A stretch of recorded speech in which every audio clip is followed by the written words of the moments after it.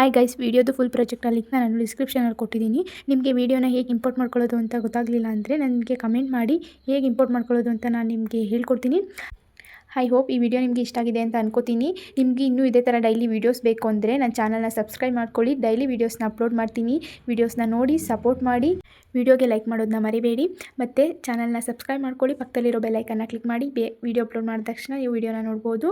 Thank you for watching.